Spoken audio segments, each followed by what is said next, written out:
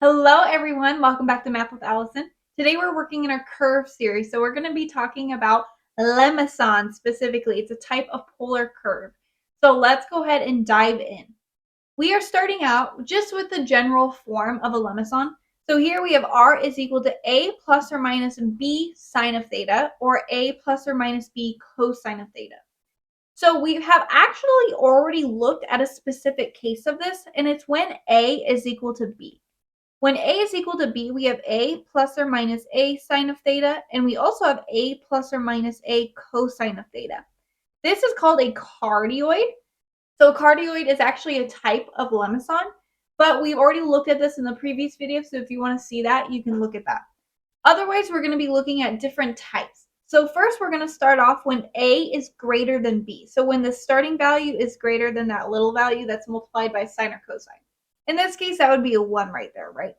So let's go ahead and see what these forms looks like, and we're just going to do it by graphing, right? So here we have a plus, and we also have a sign. So let's go ahead and start off with our important values, right? That's going to be our axes, 0, pi over 2, pi, and 3 pi over 2. So first we're going to plug in 2 plus sine of 0. But we know sine of 0 is equal to 0. So that becomes 2 plus 0, which is just equal to 2. So we're going to go out a distance of 2 when our theta is equal to 0. Now the other time that our sine is going to be equal to 0 is when theta is equal to pi. So this is also going to be equal to 2. So we're going to go out to our angle of pi, and we're going to go a distance of 2. Now let's see what happens at pi over 2 and 3 pi over 2. So first let's go ahead and plug in pi over 2. We know sine of pi over 2 is equal to 1, so that is 2 plus 1, which is equal to 3.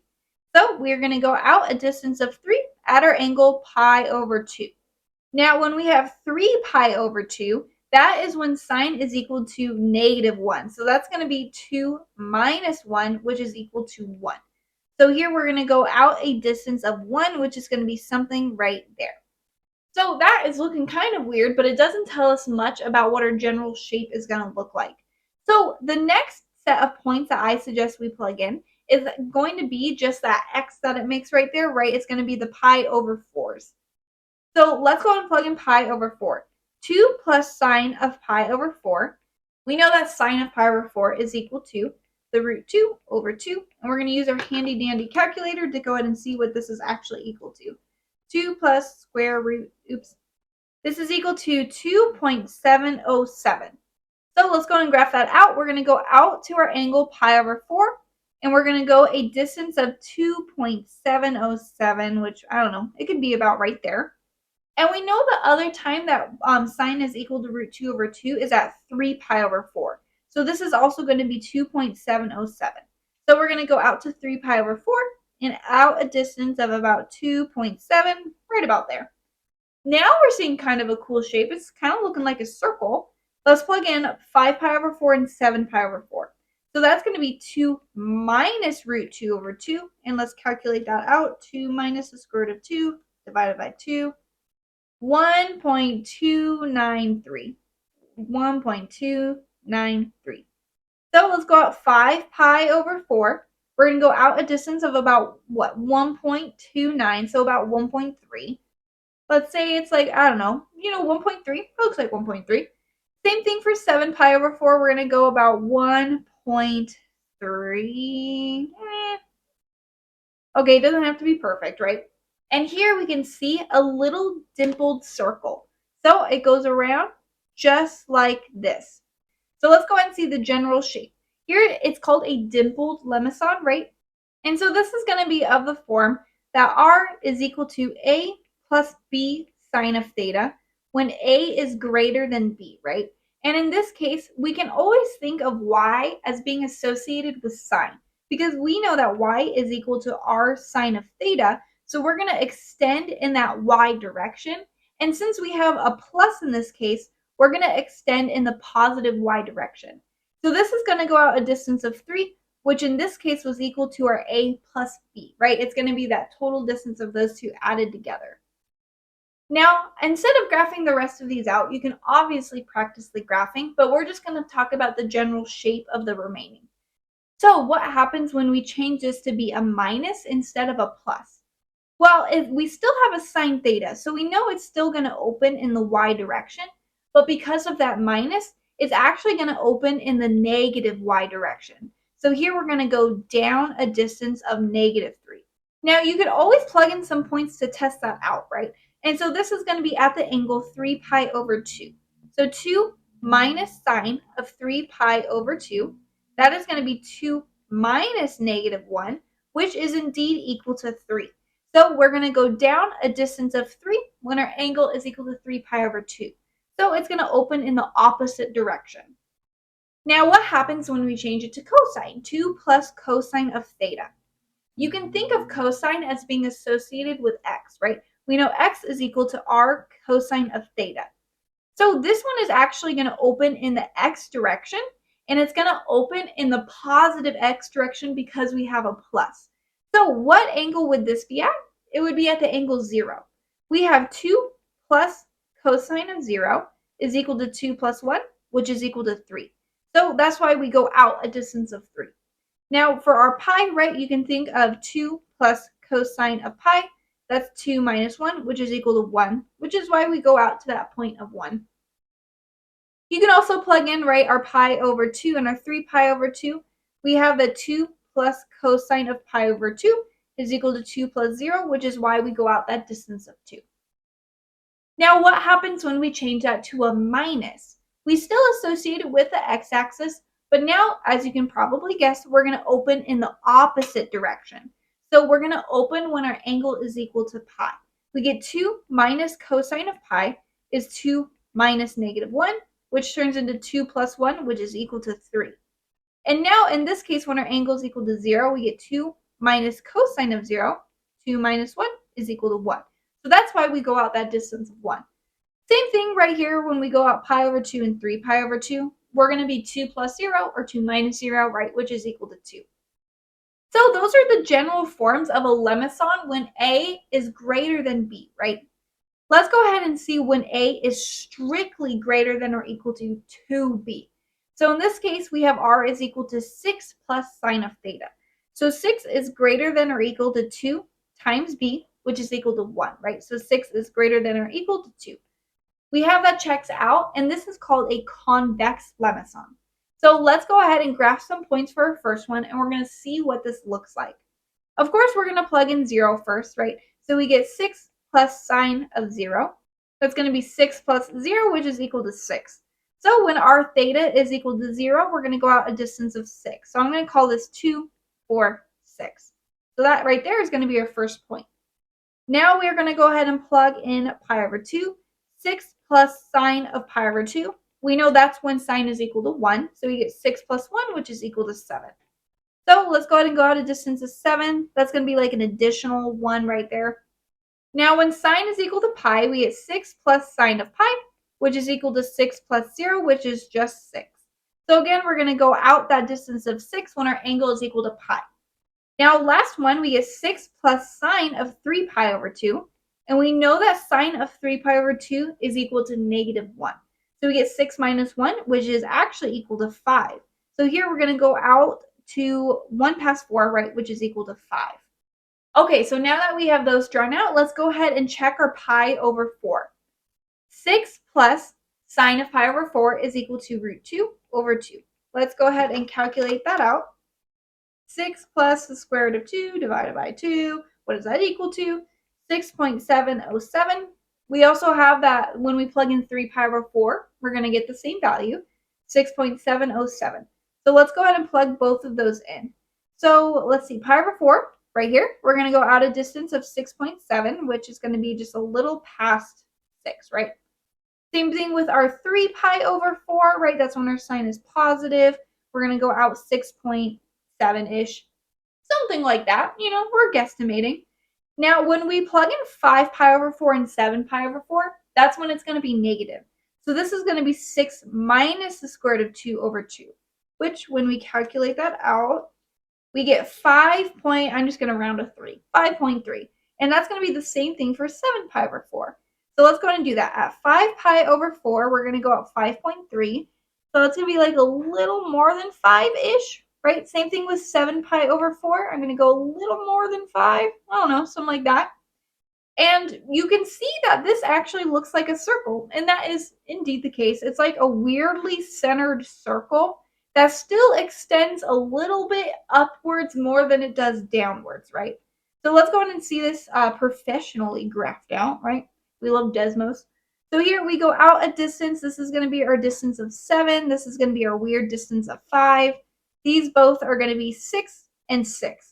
And so this is the general form when r is equal to a plus b sine of theta, but a is strictly greater than or equal to 2b. And I think it's actually the absolute value of b, right? And so that's going to be that a value is going to be so much bigger that it kind of gets rid of our dimple, I guess. So this still extends in that positive y direction because we are working with the sine. And since we're adding, it goes a little bit taller in that positive y direction than it does the negative y direction. So let's go ahead and see what happens when we switch this to subtraction. It still opens along the y. It goes down a little further than it does going up. So it goes up 5 and it goes down -7. So that's what I mean by it opens. It is longer, I don't know, in that negative y direction. Now when we switch this to cosine, instead we're going to open in that positive x direction. We have plus cosine, so we're going to go out a distance of 7, and in the negative x direction, we just go a little shorter to -5, right? And so this is going to be a plus b, and this is equal to -a minus b, right? And so both of these still are going to be equal to 6. So this goes -a, and this goes out positive a. And it opens, it just goes out a bit further in the positive x direction. Now, when we switch that to minus, it's just going to reverse those roles. We're going to go out to -7 here, and we're going to go out only to 5 here. This is still going to be 6. This is going to be -6, right? And so here, what is this equal to? This goes out a radius of a plus b.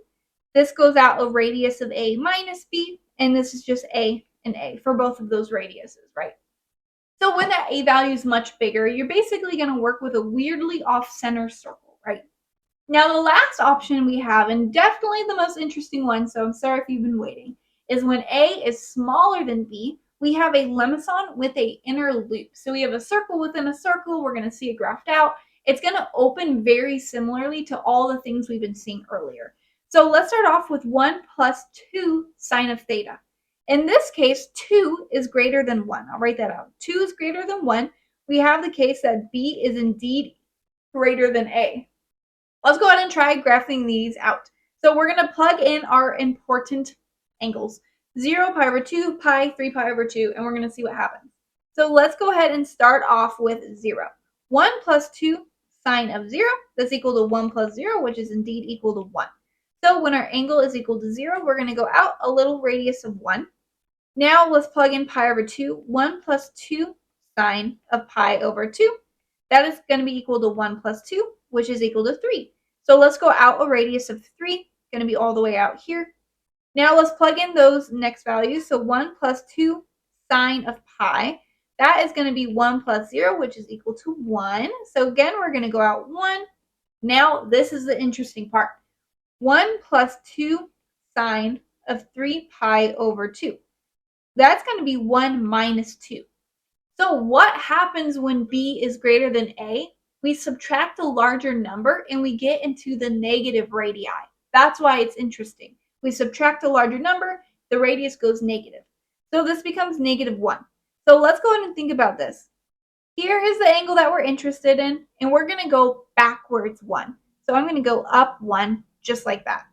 Now, this is not telling us much about what the shape looks like, so let's go ahead and plug in these other values. We're going to plug in all the pi over 4s. So first we get 1 plus 2 sine of pi over 4. That is equal to 1 plus 2 root 2 over 2, which is just equal to 1 plus root 2. We're going to use our calculator. 1 plus the square root of 2 is equal to 2.4. I'm just going to round to that. Sorry, guys. 2.4. Now, 1 plus 2 sine of 3 pi over 4 is going to be the exact same thing. That is going to be also equal to 2.4. So let's go ahead and plug both of those in.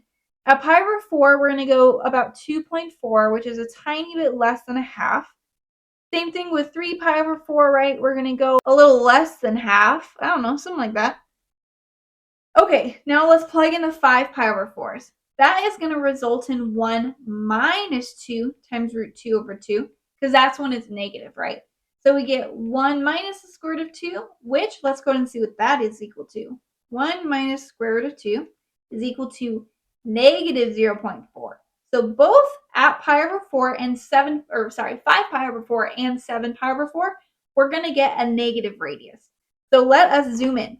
At 5 pi over 4, that is our angle. We are going to go backwards. So I can highlight that if it's easier. We're going to go backwards about 0.4, which is going to be something like that. Same thing with 7 pi over 4. I'll also highlight it if it's easier for us. On that angle, we're going to go backwards 0.4 because we have a negative radius. So let's see what's happening here. Like I said, we have a bigger loop with a smaller loop. So the smaller loop looks something like this, and the outer loop is something, if I actually hit that point, pretend I did, something like that. Let's go ahead and see the official drawing because it's drawn much better here. Much prettier, right? And so this is going to be the form R is equal to A plus B sine of theta, right? And this is when B is greater than A, right? So what happens is we go out a distance of 3, which this was equal to A plus B. We go out both of these radius, that was equal to A, right? This was equal to A. And so notice what we have here. When we have a sine, we're going to open in the y direction. So in this case, remember that y is equal to r sine theta in case we forgot. So we associate y with sine. Now we open in the positive y direction because we have that plus. Now let's see what happens when we change it to a minus. We are working with sine, so you can think about we're going to open in the y direction, but now we're going to go downwards. Now let's go ahead and see why that's the case. This angle is 3 pi over 2, right? So 1 minus 2 sine of 3 pi over 2, what does that equal to? 1 minus, and that becomes negative 2. 1 plus 2 is equal to 3, which is why we go all the way down to that point 3. So in general, this is going to be the form R is equal to A minus B sine of theta. We still open in the y direction, but now we're going to go down A plus B, right? Our radius is going to be A plus B still, but we're going to go downwards. These little points, right, are still equal to our A value. Those are all of the radii. Now what happens when we change this to cosine? You can associate cosine with x, right? X is equal to r cosine theta. And here we have a plus. So what we're going to do is we're going to open in that positive y direction. We go out a distance of 3 at the angle 0. And let's go ahead and plug it into C. We get 1 plus 2 cosine of 0. That's going to be 1 plus 2, which is indeed equal to 3. Now here, let's go ahead and talk about what happens at pi. We get 1 plus 2 cosine of pi. That's going to be 1 minus 2, which is negative 1, which is why we go out that little distance. So this is going to be A plus B. That's going to be A. Same thing with our pi over 2 and our 3 pi over 2. We're just going to go out a radius of A, right? Now what happens when we change it to a minus? You can probably assume what's going to happen here. We're going to open in that negative x direction. So here we're going to go out a radius of 3, and we can check that with the angle. So here we get 1 minus 2 cosine of pi. That becomes 1 plus 2, which is equal to 3. Now with pi over 2 and 3 pi over 2, that's not going to change anything. We're still going to go A because we're just going to get 1 plus 0, right? Or 1 minus 0, which is equal to 1.